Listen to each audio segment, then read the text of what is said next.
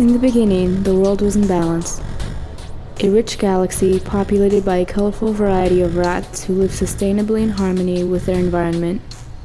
A pristine myriad of biomes where scattered rat miners nibbled away at full belts, never taking more than they need, and never needing more than they could take. Into this world they came, the first capsuleers. Modest and humble, they lived in peace with the rats, mining gently in cruisers, perhaps battleships. At first their spread was checked by the fear of the unknown, but as their numbers grew, they began to move out of high sec, and they were insatiable. For every inch, they took a mile. For every ship lost, 10 more were built. Battleships went from rare to common.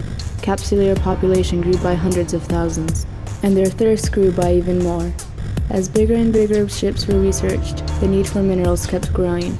Battleships to capitals, capitals to motherships, and motherships to titans. At this very second, there are almost 500 titans in the galaxy. Each one of those titans has enough trit in its construction to create 2.5 million rat cruisers. 2.5 million rat cruisers that could have existed, disappeared, all for one pilot's ego.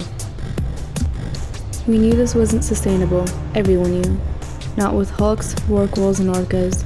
This entire pyramid scheme was going to collapse unless new lands were found. Enter the drone regions. Here lived a peaceful civilization of drones, whose continued existence was threatened by one major obstacle. The capsuleers found a way to convert them to minerals.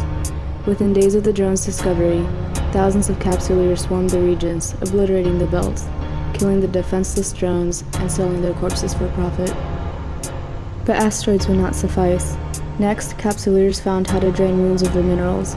Stations went up all over the galaxy, with giant harvesters pulling cubic kilometers of orbital bodies out and selling the result for profit, and the profits were huge.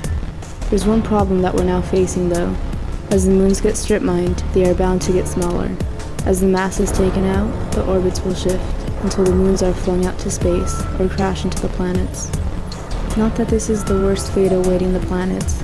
Capsuleers have moved on to shredding them directly, setting up monstrous extraction chains that move millions of tons of minerals each day, and processing them to things like nuclear fuels and radioactive cattle, with no concern for pollution or the environment. No resource is sacred, nothing is secondary to the pursuit of the almightiest. As the universe struggles under the weight of the capsuleers, there is only one conclusion that can be drawn. Eve is dying. So what can be done? The answer is simple.